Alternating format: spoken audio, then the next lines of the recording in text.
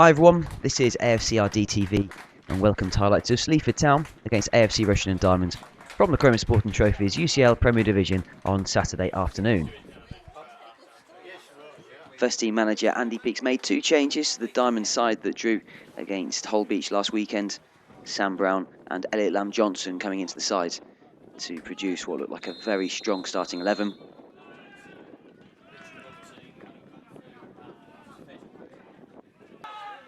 And it was the Diamonds with the first real opportunity.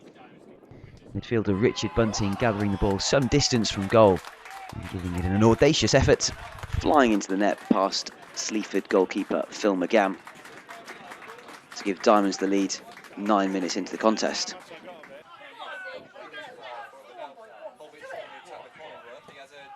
And here is the Diamonds defence backed off. Ian Tunstall could only shoot high and wide. And it was the Diamonds with the majority of the play in the first period. Here Lamb-Johnson going just wide. And that before a pinpoint cross from Faisal Korea was headed just onto the outside of the bar by striker Tom Lorraine. That before Richard Bunting had another opportunity from outside the area, although that time McGann got to it. And the keeper was in action again, rushing out of his area to thwart the danger when Diamonds looked to break. Here the Diamonds were perhaps lucky to escape. A header from Ewan Clark from across was cleared off the line by Diamonds defender Liam Dolman.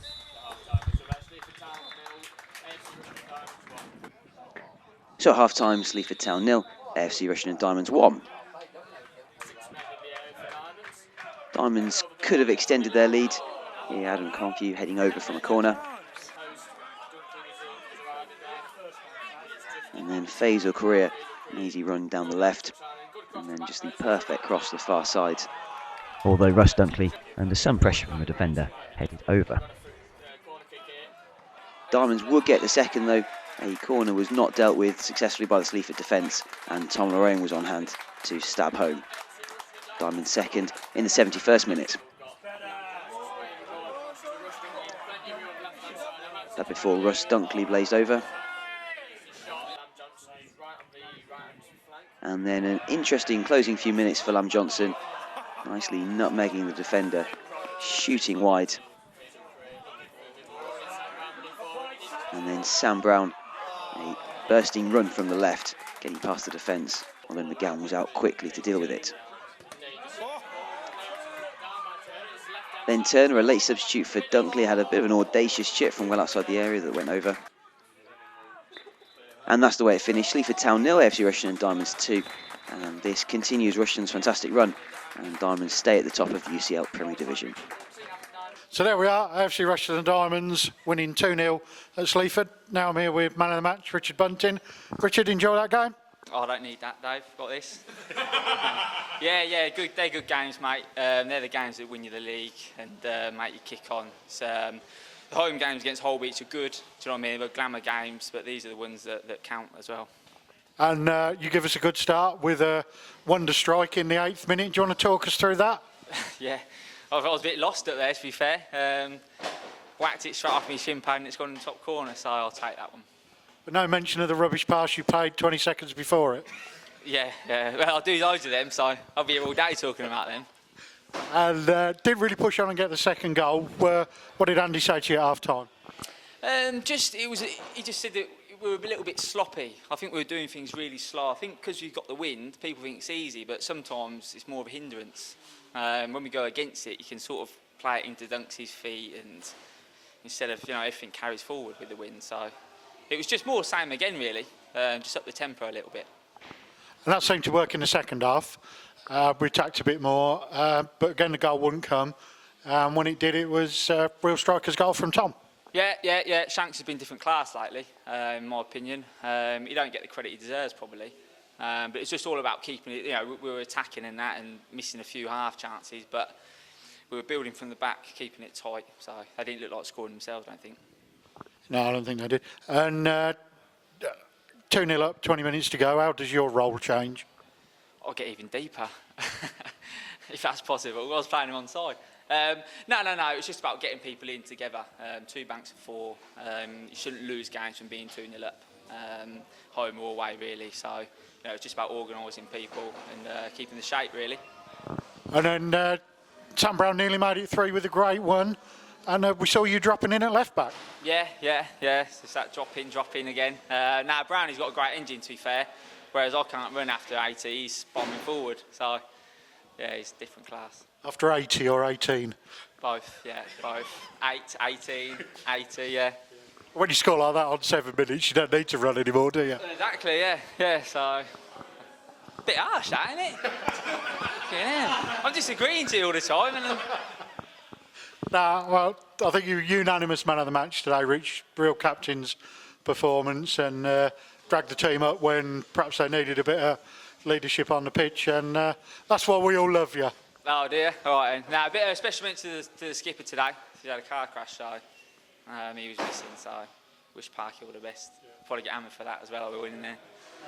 OK, well, Brackley on Tuesday, that'll be a tough test as well. Yeah, well, we want to win all the games. We want to do well in every cup. We're in everything to win it, so, I'm sure we'll give it all our all Tuesday. Well, cheers, Rich, for coming out and speaking to us, and we'll see you again soon. Cheers, Dave. Nice one. Right, here we are. Andy Peaks. Good win.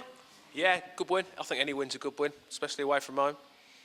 And great start. Richard scoring a great goal. Yeah, no, it was, had a few half chances, didn't we? And then he smashed one in, which he's got on his locker. Not every week, obviously, but he caught a treat. He was in from the minute he left his foot. So, yeah, great goal. Yeah. And he sort of glossed over the rubbish pass he played 20 seconds before that. Did you get a better view of that? We said, actually, he'd had 3 touches. One had gone out to play this side, one out to play the other side, and one in the top corner. So, I don't know. Yeah, that's what it's about. No, yeah, it was a great finish. We're disappointed that we didn't push on and get the second. Yeah, I mean, the win was strong. Obviously, we took the elements first half because you never know if it's going to drop, and the sun was in their eyes. And I felt on the balance of play, we should have been 3 up. And again, a bit disappointed our final ball weren't quite good enough, and we missed a few chances. So you go in at 1-0 thinking it's going to be a scrap second half. And the wind did drop, but didn't seem to affect us much. We perhaps dominated the second half more than we did the first half. Yeah, I think sometimes when the wind's that strong, it can actually be a hindrance. So you always take it because you can have what happened with Richard's shot. But in general, it helps you build play up going against it. We actually played better, against it, yeah. And a few changes today. No Parky. We've heard from Richard he's had a car crash. Can you tell us how he is? No, he's had a car crash. He's not too bad. He's off work. He got whiplash. I think he got his van wrote off, so we went into the side of him. So we wish him well. He's not a million miles away, but obviously he's got quite a lot of pain in his neck at the moment. So obviously we left him out of the squad today. Joel, who's so dynamic last week, not in the squad at all. Was he not available? Yeah, Joel he played last Saturday and then told me on the Sunday he was away for a week, which is not expect. So he's back. I think he's back Sunday or Monday this week. And Jack Ashton back at centre half. Was that forced on you, or were you going to pick him anyway? No, as Jack was going to play, we probably would have kept the same team if everyone had been available. Obviously, with people missing, it meant Jack could go there and Sam comes back in at left back. So obviously they're both good players in their position, so it wasn't a problem at all. Another clean sheet, and Finner's not really tested. Not really, had a few little bits and bobs to do, but not loads, which is great really, because 1 goal up, you never know, do you? You expect them to get a chance. But yeah, clean sheet's nice for the boys to have. And it seemed like a lot of the play went down the right-hand side. Faisal isolated a bit.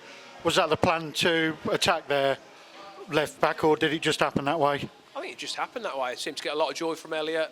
A lot of their play went down that side. I thought Faze, when he did get it, put some good balls in first half. We didn't really he didn't get enough of the ball. But yeah, that's just how it pans out sometimes. And Tom sealing the points with another real striker's goal. That must be pleasing to see that he's actually going for them and not just letting things happen. Yeah, no, it's good for Tom because he, as always, he worked really hard. He doesn't score as many goals as some of the other forwards probably because he's got more attributes to his game. But yeah, for him to get a goal was nice, I thought. So go away today with 3 points, presumably still top of the league, and got an interesting week coming up. Yeah, we've got Brackley on Tuesday night in the Cup, so gives us a chance to rotate the squad and bring a few others in who are not playing at the moment. Obviously, still having a strong team out there, and then obviously train ready for Woods Beach next week. But yeah, happy to stay top of the league. Obviously, it's where we want to be. Good stuff. Thanks, Andy, and we'll speak to you next week. Pleasure. Cheers, Dave. Cheers.